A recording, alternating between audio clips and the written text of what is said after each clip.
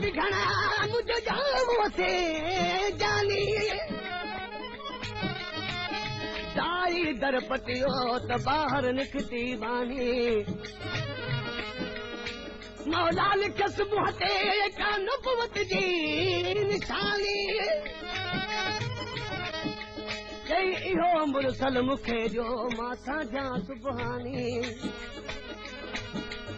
आगे कई एहसानी तद पैगंबर पैदा थियो निर्मल नबी असांजो सरदार बन गयायो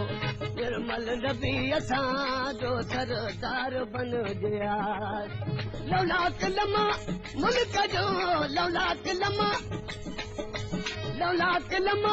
मुल्क जो मदार बन गयायो निर्मल नबी असांजो सरदार बन गयायो निर्मल नबी असांजो सरदार बन गया लौलाक लमा मुल्क जो मदार बन गयायो निर्मल नबी असांजो सरदार बन गयायो निर्मल नबी असांजो सरदार बन गया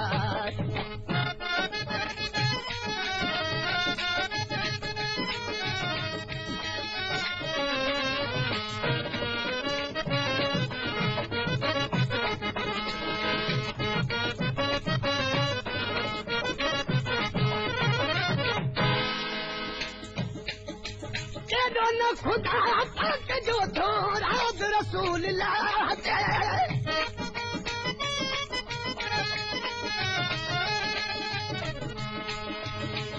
न खुदा पाक जो राज रसूल लाते असां मिड़न वो मोमिनन जो असां मिड़न वो मोमिनन जो महदार बन गयायो निर्मल नबी असांजो सरदार बन गयायो निर्मल नबी असांजो सरदार बन लौलाक लमा मुल्क जो मदार बन गयायो निर्मल नबी असांजो सरदार बन गया निर्मल नबी असांजो सरदार बन गया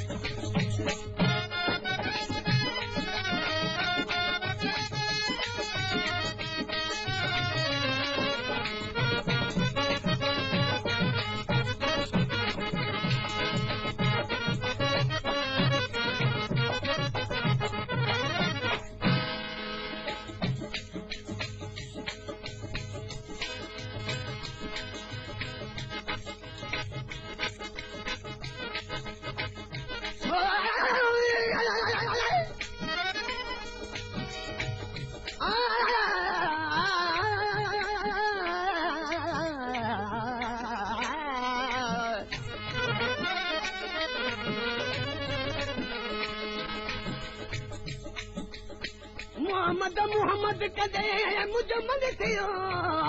मस्तान मोहम्मद गीत मजलिस में मूं पढ़ियो सारी रात कुर्बान जलवो पसेत जान बजो मुझो हींअरो थियो हैरान जतोई पर सुभान सची ज़ात सैयद जी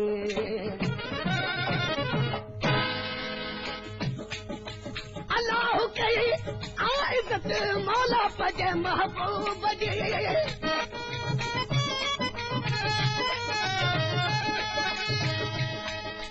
अल्लाह कई आइज़त मौला पजे महबूब जी शाफी शफायत दो धड़ी शाफी शफायत दो धड़ी शफादार बन गयायो निर्मल नबी असांजो सरदार बन गयायो निर्मल नबी असांजो सरदार बन लौलाक लमा मुल्क जो मदार बन गयायो निर्मल नबी असांजो सरदार बन गयायो निर्मल नबी असांजो सरदार बन गयायो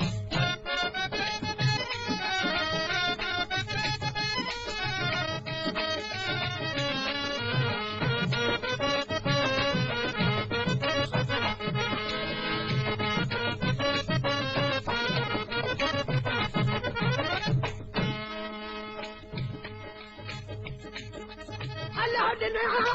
पावर करे शुक्र तूं सदाई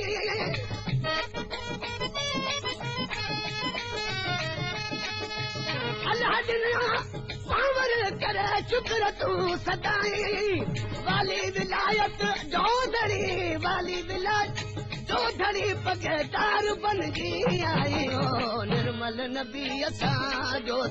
सरदार बनजी आयो निर्मल नबी असांजो सरदार बनजी आयो लौलाक लमा मुल्क जो लौलाक लमा मुल्क जो मदार बनजी आयो निर्मल नबी असांजो सरदार बनजी आयो